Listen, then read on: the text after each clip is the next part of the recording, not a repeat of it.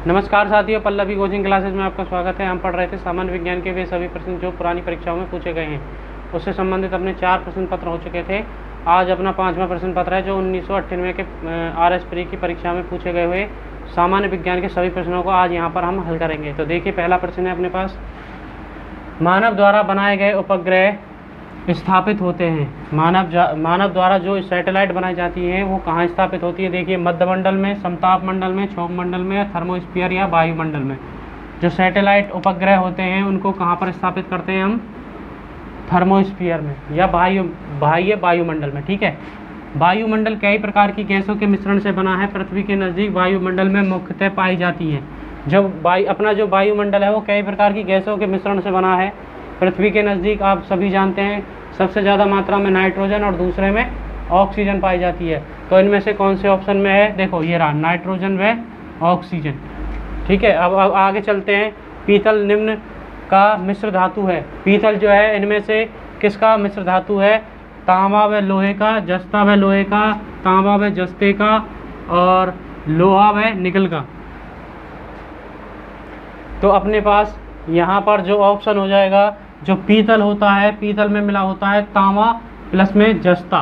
तो तांबा प्लस जस्ता, ये रहा ऑप्शन नंबर सी अपना राइट आंसर हो जाएगा। यहाँ पर आगे बढ़ते हैं अगले प्रश्न की तरफ। अगला प्रश्न है कि सफ़ेद किट एक महत्वपूर्ण रोग, कवक रोग है। देखो, सफ़ेद किट एक कवक रोग है जो किस में लगता है? गेहूँ में, सरसों में, चावल में या बाजरे में। अगर आपने कल का वीडियो देखा हो तो एक प्रश्न उसमें भी यही था कि कौन सा रोग है जो गेहूं में लगता है, ऐसे कुछ करके था वो। और आज पूछा है कि सफ़ेद किट रोग किस में लगता है, कौन से, उस फसल का ही नाम पूछ लिया है। तो इसका आंसर है बी। किस में लगता है ये? सरसों में। आगे बढ़ते हैं अगले सवाल की तरफ। निम्न में से एक वर्षा के पानी में घुलने से वर्षा का पानी अम्लीय अम्ल वर्षा हो जाता है। मतलब अम्ल वर्षा के बारे में पूछ रहा है। पानी कैसा हो जाता है? अम्लीय हो जाता है। तो देखो, किसके घुलने से जो पानी है वो अम्लीय हो जाता है? सल्फर के ऑक्साइड, बोरोन के ऑक्साइड, हाइड्रोक्लोरिक अम्ल या नाइट्रिक अम्ल। मतलब इनमें से किसके घुलने से जो पानी है वो कैसा हो जाता है? अम्लीय हो जाता है और अम्ल वर्षा होती है। तो इसका ऑप्शन है सल्फर के ऑक्साइड व नाइट्रोजन के ऑक्साइड। नाइट्रोजन के यहाँ पर है नहीं तो सल्फर के ऑक्साइड लगा देंगे, राइट आंसर। आगे बढ़ते हैं। आर्की बैक्टीरिया के समूह को उत्पादन के लिए उपयोग में लाया जाता है। मतलब किसके उपयोग में लाया जाता है आर्की बैक्टीरिया को? एथेन के उपयोग में, मेथेन के उपयोग में, सेब के उपयोग में या लाख के उपयोग में। जो आर्की बैक्टीरिया है उससे किसका उत्पादन किया जाता है? इससे किया जाता है अपना मेथेन का उत्पादन। किसका उत्पादन? मेथेन गैस का। आगे बढ़ते हैं। एपीकल्चर एक वैज्ञानिक विधि है जो उत्पादन से संबंधित है। एपीकल्चर जो होती है वो मधुमक्खी पालन से संबंधित होती है, लेकिन यहाँ पूछ रहा किसके उत्पादन से उत्पादन होता है। इसमें मधुमक्खी क्या बनाती हैं? इनमें से देखो, शहद, रेशम, जूट या लाख क्या बनाती हैं? शहद बनाती हैं, आप सभी जानते हैं। आइए चलते हैं अब आगे अगले क्वेश्चनों की तरफ। अब बढ़ते हैं अपने नेक्स्ट सवाल की तरफ। देखिए, निम्न में से परजीवी पौधे की पहचान करें। इनमें से परजीवी पौधा कौन सा है ये हमें बताना है। तो पहला ऑप्शन है घटपर्णी, दूसरा है अमरबेल, तीसरा है ब्लेडर वार्ट और चौथा है सूरजमुखी। जो इनमें से परजीवी पौधे, इसमें ऑप्शन में 2 दे रखे हैं। देखो कौन कौन से, एक तो होता है घटपर्णी और एक अमरबेल। ये दोनों ही क्या हैं? परजीवी पौधे हैं। आगे बढ़ते हैं अगले सवाल की तरफ। तो देखो, अगला है लाइकेन मिश्रित जीव है जो बने होते हैं। जो लाइकेन होते हैं वो मिश्रित जीव होते हैं और वो किस किस से मिलकर बने होते हैं? देखो, कवक व जीवाणु से, कवक व शैवाल से, कवक एवं ब्रायोफाइटा से या शैवाल व जीवाणु से। ठीक है, जो लाइकेन होते हैं वो मिलकर बने हुए होते हैं कवक व शैवाल से। ठीक है, आगे बढ़ते हैं अगले प्रश्न की तरफ। तो इसमें है, निम्न में से कौन सी वास्तविक रूप से मछली है? इनमें से कौन सी ऐसी है जो वास्तविक रूप से क्या है? मछली है। तो पहला ऑप्शन है इसमें स्टारफिश, अगला है जेलीफिश, और नंबर 3 पे है डॉग फिश, और नंबर 4 पे है समुद्री घोड़ा। अब देखो, इन सब में फिश फिश फिश लग रहा है तो इसका मतलब ये नहीं है कि मछली है। ठीक है, तो इनमें वास्तविक रूप से मछली क्या है? समुद्री घोड़ा। अलग ही ऑप्शन था बिल्कुल। अब देखो आगे है, मानव कंकाल में अब तक ज्ञात हड्डियों की संख्या। मानव कंकाल में हड्डियों की संख्या अब तक कितनी ज्ञात की गई है? तो ऑप्शन है अपने 280, 200, 220 और 206। आप सभी जानते हैं मानव कंकाल में अब तक कितनी हड्डियां ज्ञात हैं? 206। आगे बढ़ते हैं अगले प्रश्न की तरफ। वैज्ञानिकों द्वारा हाल ही में नई प्रतिजैविक को शराब से निकाला गया है, वह किस जहरीले या जहरीले कीड़े द्वारा निकाला गया है? तो देखो, छिपकली से, सर्प से, मेंढक से, कीड़े से।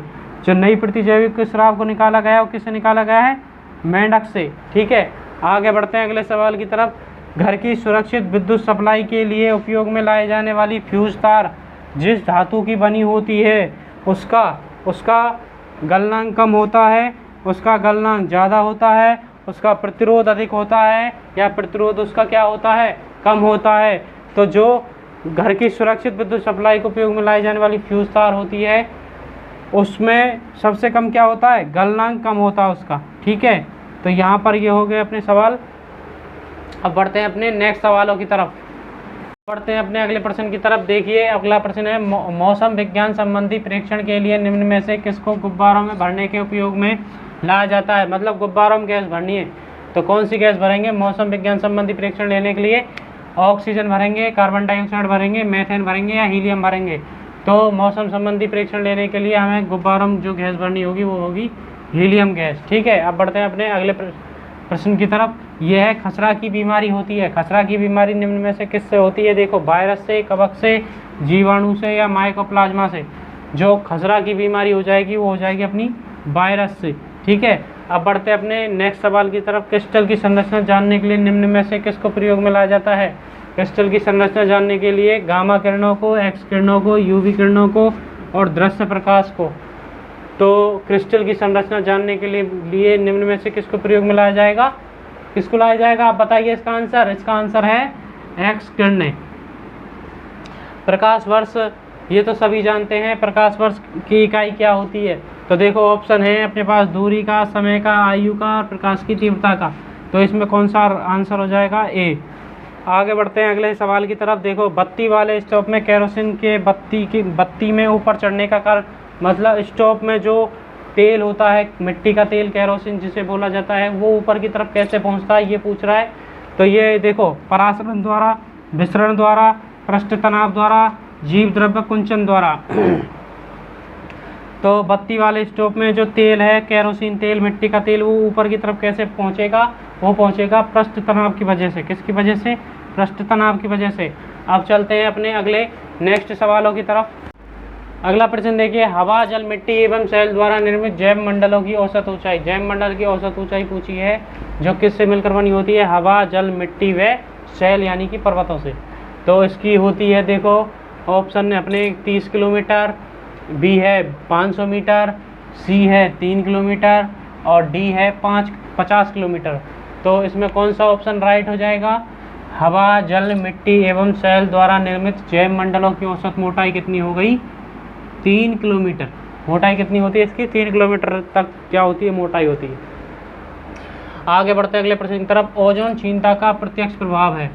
इनमें से कौन से ऑप्शन में ओजोन क्षीणता का प्रत्यक्ष प्रभाव दिखाई देता है? देखो, चर्म कैंसर, पौधों द्वारा उत्पादन में ह्रास, परावैंगनी सौर विकिरण में वृद्धि और जलवायु परिवर्तन। ठीक है, तो ओजोन क्षीणता का प्रत्यक्ष प्रभाव कौन सा इनमें से? इसमें हो जाएगा सी, परावैंगनी सौर विकिरणों में वृद्धि। आगे बढ़ते हैं अगले प्रश्न की तरफ, और आज का लास्ट प्रश्न है ये, जिसका उपयोग मिट्टी की लवणता एवं क्षारीयता की समस्या का दीर्घकालीन हल है, वह है। इनमें से किसका उपयोग करके हम मिट्टी की लवणता एवं क्षारीयता की समस्या को दीर्घकालीन हल के लिए यूज में लेते हैं? तो देखो, इसमें से कौन सा ऑप्शन है? रॉक फास्फेट, जिप्सम, खाद और यूरिया। ठीक है, तो इसमें से कौन सा ऑप्शन आ जाएगा अपना? जिप्सम। जिप्सम जो है उसका उपयोग करके हम मिट्टी की लवणता व क्षारीयता की समस्या को दीर्घकालीन हल के लिए उपयोग में ले लेंगे। ठीक है, ये थे हमारे आज के प्रश्न जो RS प्री 1998 के प्रश्न पत्र में पूछे गए थे। अगर आपको ये प्रश्न अच्छे लग रहे हैं तो हमारी वीडियो को ज़्यादा से ज़्यादा लाइक करें, अपने दोस्तों के साथ शेयर भी करें और हमारे चैनल को सब्सक्राइब करें। धन्यवाद।